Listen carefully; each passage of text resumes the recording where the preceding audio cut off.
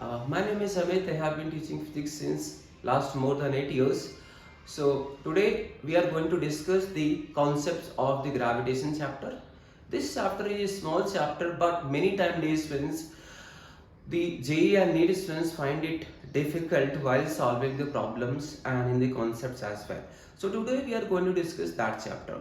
So in the gravitation distance, first I'm going to talk about the Kepler laws. Okay, so first law, Kepler law, we call it the law of orbits. What do we call these ones? Yes, we call the law of orbits.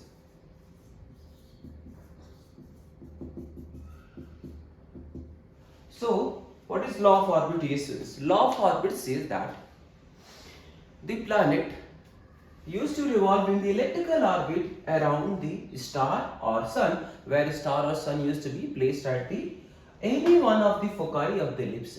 So let us first understand what is the property of the ellipse. So this is the ellipse equation: x square by a square plus y square by b square is equal to 1. Right now, so here A is where A is the semi-major axis, B is what? That is the minor axis. Not semi-major, this A is the major axis here. So actually we say that 2A, okay, so 2A and 2B, 2A we call this major axis and 2B we call the minor axis, okay. And why only A we call semi? Because it is half, okay. So therefore this distance you might be knowing already, we call it A, and this is also A. This we call the origin of the ellipse, right? So ellipse used to have these two focus. This is F1 focus and this is F2 focus, right? So at any one of these focus, sun could be present. But generally we take these ones at this F1 focus, the presence of the sun. So here sun is present or the star is present. Then how the planet will revolve? Suppose this is the planet position. So this is the planet is moving, okay, by v velocity into the elliptical orbit. So now let us understand the characteristics of the ellipse.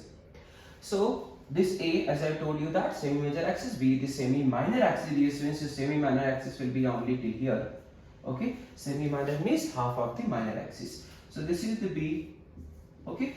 And what is distance from the center to the focus? This distance we call A into E. And similarly this distance, okay, from the center to the our first focus, that is AE.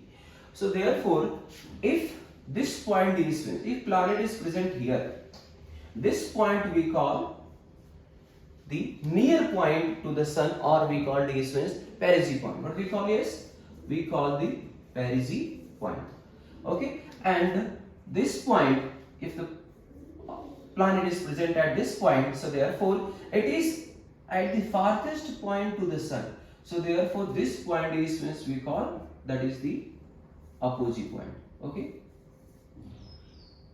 So APOGEE, okay, apogee point.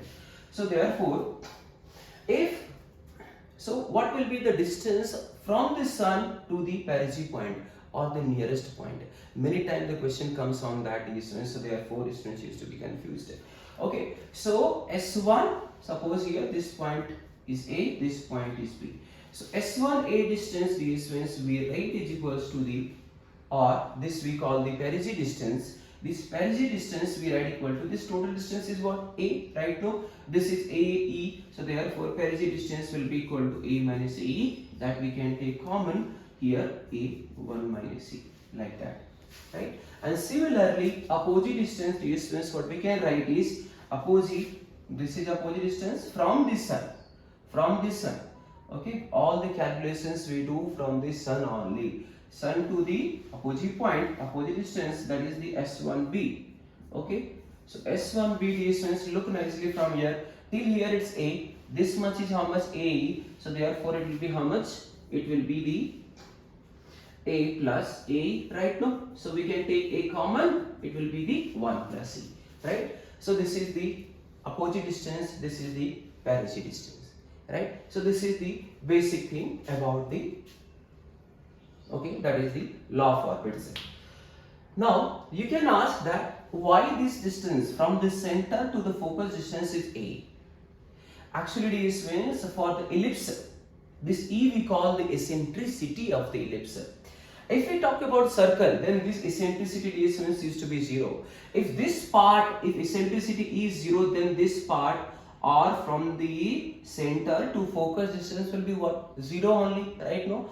So therefore, in the case of circle, this E or eccentricity used to be 0. So therefore, for the circle, these two focus points used to be present at the center only. Center point is here O, center or origin point, right? So therefore, okay, for the circle distance and A and B used to be equal. If these focus points will come to the center point or the origin point, then therefore this will be like the circle and A will be equal to B in that condition. If A equal to B distance, what equation will get? We'll get x square plus y square equal to what? A square. That is the equation of areas. So this is second law, that is the law of areas. So in this one, what is the statement? First let us understand. So this law is basically tells that the planet sweeps with its the radius vector equal area into the equal time. Okay, so what is meaning of this? Meaning of this is, suppose we are having the here elliptical orbit, planet is revolving into the elliptical orbit, right? So here equal area in equal time, planet sweeps the equal area into the equal time, okay, with the sun, with its the radius vector. So therefore here suppose planet is going from A to B position into the delta t time, delta t1 time, okay, and here let us take delta t time only because same time we will take for the other two positions. So here is the presence of sun is there at one focus, as we had talked about into the first one, that is the law of, okay, so here is the position of the planet is going from A to B.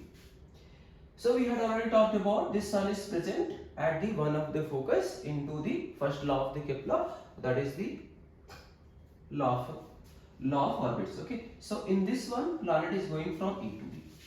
If planet is going the distance from A to B, now here this is the swept area with its the radius vector, or we can say position vector right now.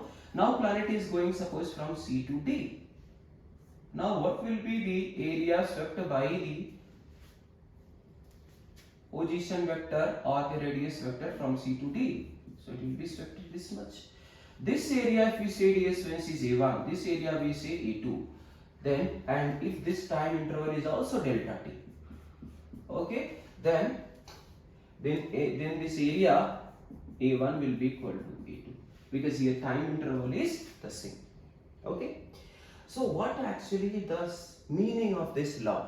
The meaning of this law is, how is it possible that planet is making the same area, this area equal to this area? It is only possible if here when the planet used to be at the far from the sun, then its speed used to be less, or the orbital velocity of the planet used to be less. If your orbital velocity distance is less, it will sweep or it will travel the less over here distance, or we can say this one is the arc length, right? So AB arc length distance will be less as compared to the CD arc length. CD arc length will be what? More. Okay, because here planet will have the higher orbital velocity. Now we can ask why here orbital velocity, why here planet is moving faster near to sun as compared to slower far away to the sun.